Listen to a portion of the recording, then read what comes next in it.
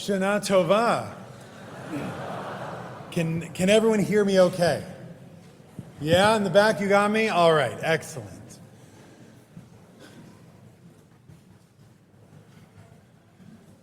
Shana Tova. Well done. Chaos and void. That is how the world began. And on Rosh Hashanah, the anniversary of that moment, we think about that creation. It was tohu and vohu, chaos and nothingness, until God spoke and created the world as we know it. If I'm being honest, as I always try to be, there have been times this past year, there have been times this past week, where I feel like we are in tohu and vohu, chaos and void today. On our planet, in Israel, in our country, in our community, in our lives, there is turmoil. Connections and boundaries are in flux. Assumptions about truth and accountability are in question. Violence and helplessness seem to be everywhere in equal parts. We have real concerns. We have concerns about politics and governments, about anti-Semitism, and about our future. All of this at a time when voicing those concerns involves navigating the Scylla and Charybdis of anger and hate. It feels like big ideas, bedrock institutions, the very fabric of our society might be in danger. Now, I'm not sure if any generation ever feels like they are on the track that they started out on, but I know that this is not the world I ever thought that I would live in. In moments of feeling uncertain, feeling the threat of chaos and nothingness swirl around me, I remember Hayom, that today, these are the conditions for creation. And I remember that two great nations, both dear to the Jewish people, were born out of turmoil and upheaval. 250 years ago, our founding fathers did what any of us would do in a time of crisis. They wrote a sternly worded letter. Well known are the words of the Declaration of Independence, authored by Thomas Jefferson, codified by the Continental Congress, and burned into the memory of anyone who's ever heard the musical Hamilton. We know the introduction about dissolving political bonds, the preamble with its assertion of rights, and then the long, long litany of complaints about the king. But what most of us don't know was that there was an editing process. In a rented room, really just a few miles from here, Jefferson wrote the first draft of this foundational text. He then sent it down the street to hometown hero Benjamin Franklin and asked him to suggest such alterations as your more enlarged version of the subject will dictate. Franklin liked the writing, and the veteran editor made only a few notes, but one of which changed the way that we think about our government. Concerning certain unalienable rights, Jefferson's original draft read, "We hold these truths to be sacred and undeniable." Franklin thought the phrase sacred seemed a little too religious. He didn't like that it put the source of those rights outside of us and into a higher power. Franklin wanted this new nation to understand that the rights of individuals come from themselves with the consent of the governed, not divine authority. So he crossed out the word sacred and he scribbled self-evident in the margin. Then he sent it back to Jefferson, who took the note and changed the text. And this moment stands out to me because it is the same debate that happened 172 years later in Tel Aviv, when another group of founders declared the independence of the state of Israel. One of the drafters, Rabbi Yehuda Leib Maimon, speaking for the more religious contingent, insisted that a document declaring a Jewish state for the first time in 2,000 years had to mention God. To do otherwise would be a chilul Hashem. It would be sacrilege and hubris. But at the same time, Aharon Zisling, a Palmach founding first minister of agriculture and leader of the secularist movement, said that he would absolutely not sign any document that had God's name on it. The parties were at an impasse, And a beleaguered Ben Gurion is reported to have something to the effect of, "Please don't make me put God to a vote." Thankfully, there was a conservative rabbi in the room who offered a compromise. It's true. And the final declaration opens with the final paragraph of the declaration opens with the words, "Mitoch bitachon b'tzur Yisrael," with faith in Tzur Yisrael, the Rock of Israel. Now, any religious Jew knows that Rock of Israel is one of the names of God, but the secularists were able to spin it as faith in literally the rocks and soil of the land. A compromise that let Ben Gurion keep the people united in the project of building a homeland for all of our people. Now, it's amazing to me that in moments of chaos and revolution, these debates were had at all. Jefferson and Franklin, Ben Gurion and Zisling, they were in the middle of fighting wars with very slim odds for success. They were trying to create countries out of disparate peoples with disparate concerns. One could forgive them if they tabled discussions of divinity and liberty until after the wars were won. And yet, these founders knew that even in times of disruption, perhaps especially in times of disruption, it matters that we have a vision for the future. The dream itself is important. Whether it is Herzl's or the American, it gives us something to fight for and something worthwhile to unite behind. This lesson is as relevant today as it was then. Now, is our world of upheaval on par with 1776 or 1948? That's unclear. But what is clear is that there's no easy fix to these problems. There's no ancient aphorism and no new algorithm that can solve the creeping discord in our days. But there is a part of their debate, the values behind it, that can help us, that frankly, we must remember if we are going to get through this. Because preservation of values is what is needed of us today.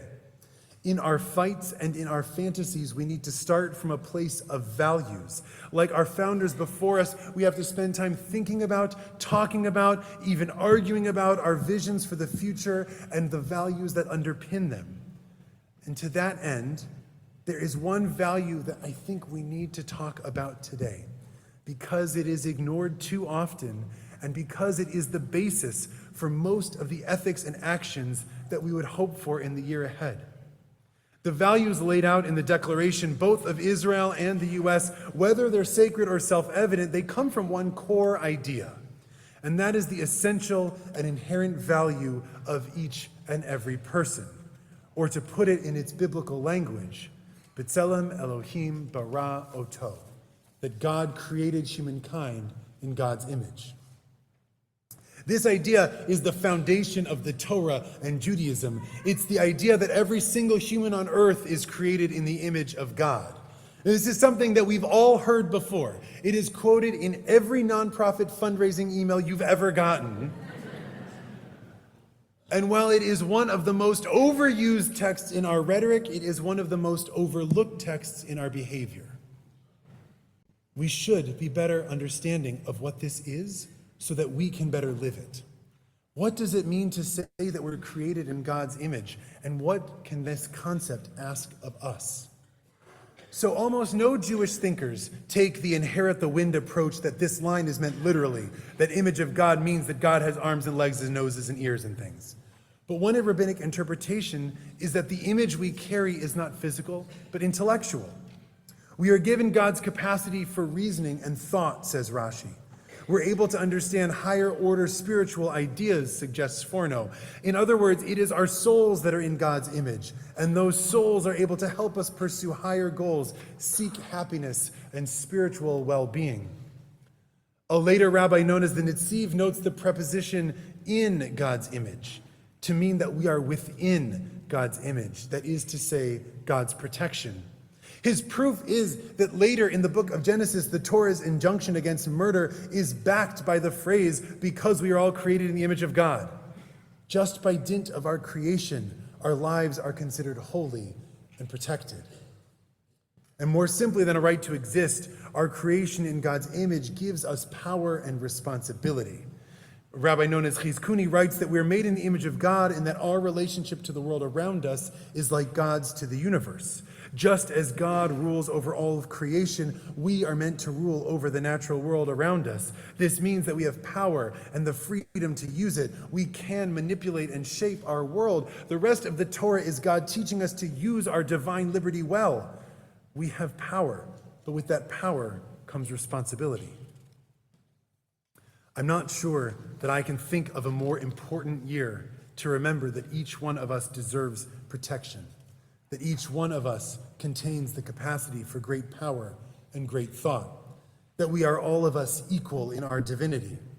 Whatever this phrase, image of God, means, we are, according to the Torah, all of us equal images of God. And this statement is as important as it is radical.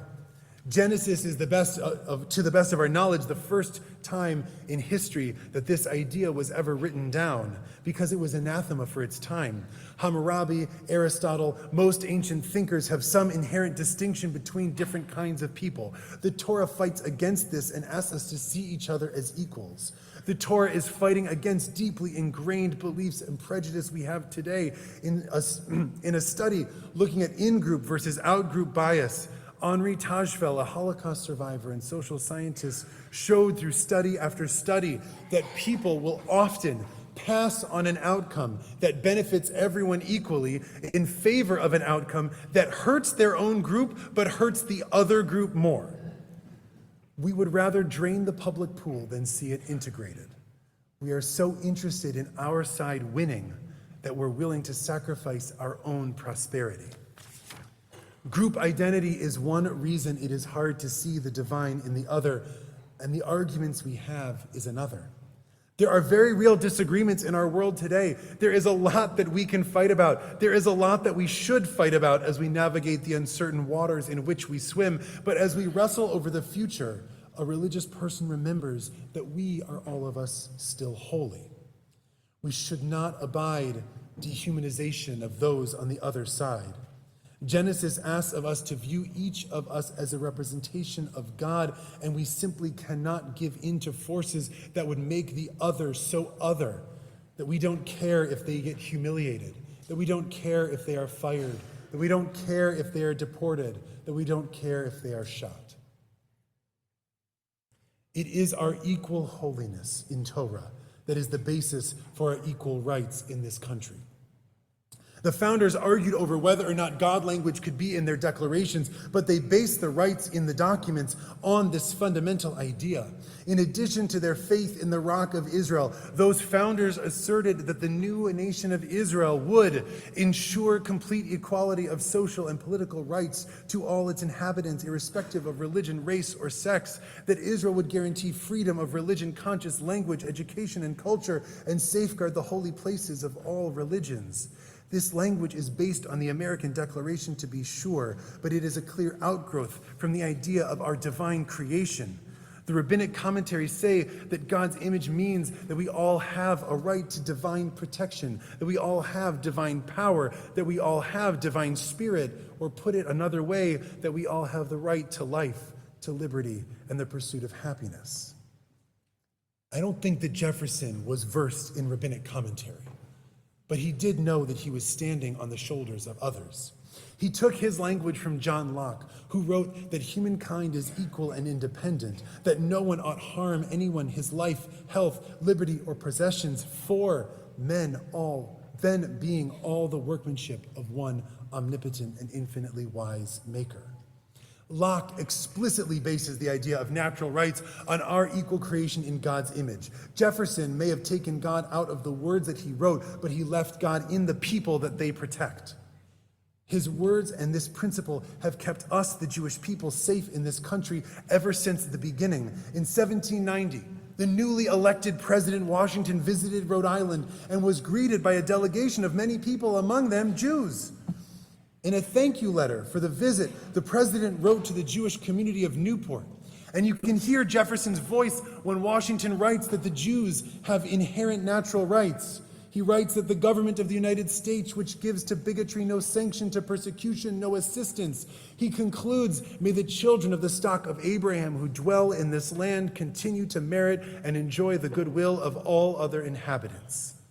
May the Father of all mercies scatter light and not darkness in our paths and make us all everlastingly happy. In this letter, which becomes a basis for religious tolerance in our nation, the president affirms our acceptance in America, and he does it by quoting both the Bible and biblically inspired political theory.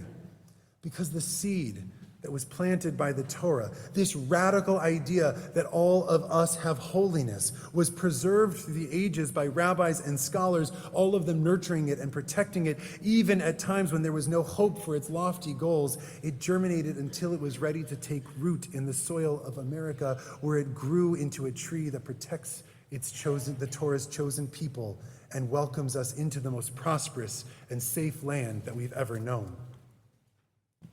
This nation has been so good to the Jews precisely because of its commitment to the rights of its citizens, regardless of race, religion, or belief. In its 250th year, let us be a part of renewing that commitment. If we care about the future of the Jewish people in America, we have to stand up for the values of equality and liberty that have kept us safe and will keep us safe. We don't have to agree. We don't have to ignore our own well-being. We just need to find the divine image in each other, the little bit of holiness in everyone, no matter who we are, and we can work from there. The founders of this country, the founders of Israel, they had their debates, and then they came together and they built their states. Let us, like our founders, debate our values and vision, and then we have to unite to make those visions real. And there are times when that project might seem too daunting. There are times when the volume of our problems or the vitriol in our world can leave us hopeless. We might wonder, what is the point of speaking our values or our vision if we know they'll never be realized? So let me leave you with one more note from history. In the 2nd century, a Christian writer known as Tertullian wrote, among his many works, a paragraph espousing natural human rights, among them the freedom of religion and conscience, in a passage that went unseen for millennia. It wasn't until a few years ago when Professor Robert Wilkin noticed that Jefferson seems to quote Tertullian in his margins to the Declaration of Independence. So Wilkin went to the Library of Congress, and he found Jefferson's personal copy of Tertullian's writings, in Latin, of course.